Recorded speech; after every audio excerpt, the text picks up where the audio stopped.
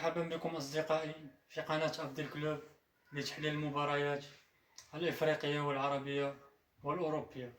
موضوعنا اليوم حول من هو أقوى فريق ومنتخب في شمال إفريقيا، وما هي أقوى بطولة في شمال إفريقيا.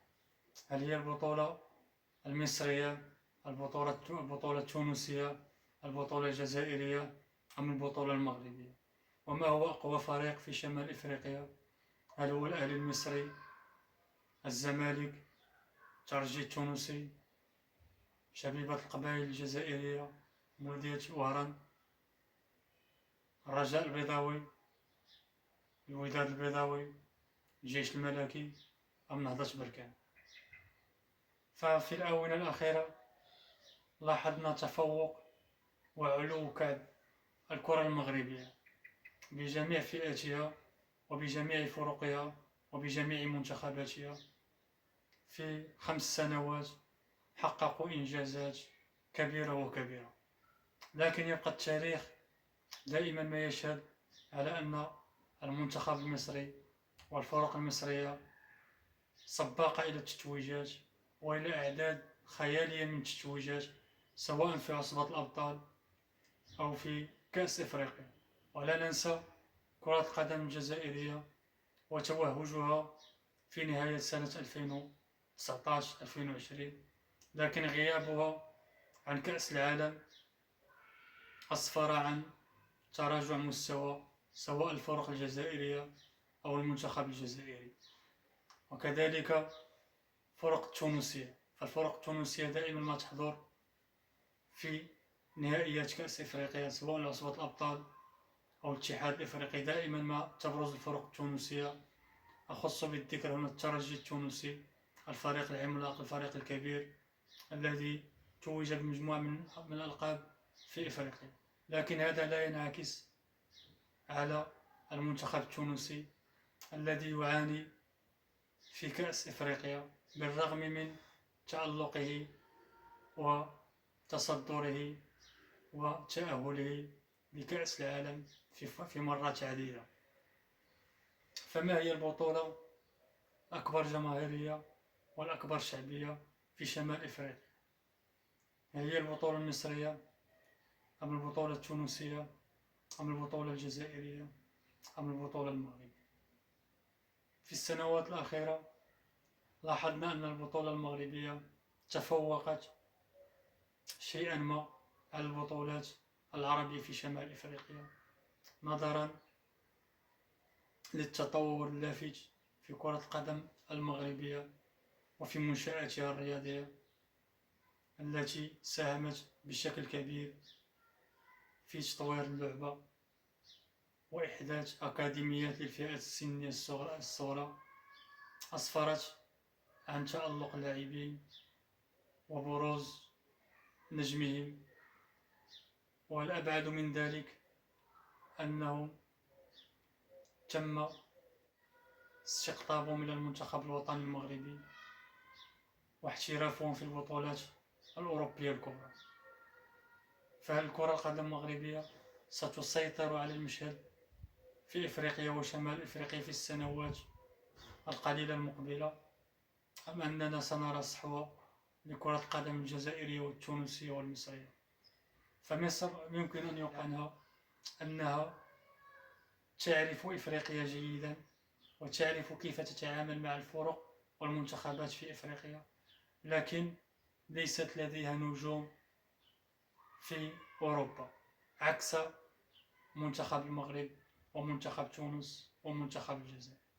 لكن ما يعاب على كرة القدم الجزائرية أنها لا تصعد النجوم وتعتمد فقط على أبناء المهجر في استقطابهم إلى المنتخب الجزائري.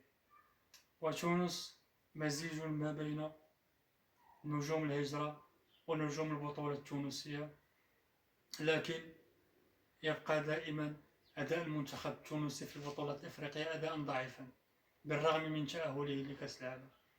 وتبقى الكرة القدم المغربية هي الكرة الأكثر شمولية في شمال إفريقيا، وتبقى الفرق المغربية بحضورها وبجماهيريتها وبجمهورها ربما الأفضل أو الأحسن في شمال إفريقيا.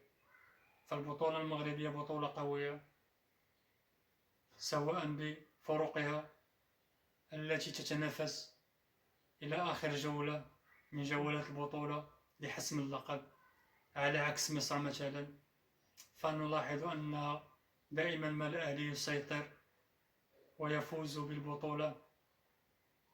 في تونس كذلك الترجي مسيطر، وفي الجزائر بطولة نوعا ما لا ترقى إلى مستوى كرة القدم الجزائرية، ولا ترقى إلى مستوى تطلعات الجمهور الجزائري، بالرغم من الإمكانيات التي تم رصدها وبالملاعب التي تم تشييدها، إلا أن هناك خللا في كرة القدم الجزائرية، ربما في التسيير، ربما في إنشاء أكاديميات، أو ربما في تصعيد المواهب. فلاحظنا أن الجزائر دائما ما تعتمد على أبناء المهجر وتستقطب من المنتخب الجزائري، سواء للفئات السنية الصغرى أم الكبرى أم المتوسطة. هذا ما يؤثر على اللاعبين داخل البطولة الجزائرية، بحيث أنه لا يوجد لاعبين يتم احترافهم من البطولة الجزائرية إلى البطولة الأوروبية إلا لماما. كذلك الكرة القدم المصرية تعتمد على أبناء النوادي، وأخص بالذكر هنا نادي الأهلي الذي يستقطب لاعبين بارزين في البطولة المصرية، سواء من غزل المحلة أو من أسيوط أو من غريمه التقليدي والأزلي الزمالك. فهذا جعل من الأهلي بعبع إفريقيا وقوة ضاربة، لأنها تعتمد على التسويق وتعتمد على الاحتراف وتعتمد على استقطاب النجوم، لكن هذا يضر بكرة القدم المصرية وبالمنتخب المصري. فهل فعلا أن كرة القدم المغربية بتخطيطها وبنائها لأكاديميات سيطرت وستسيطر على كرة القدم في شمال إفريقيا وفي إفريقيا، أم أن الوصفة السحرية لدى الفراعنة المصريين، أم سنرى عودة الجزائر لتوهجها، أم أن تونس ستكذب كل التكهنات لتصل إلى القمة؟ رأيكم يهمنا، اتركوه في التعليق.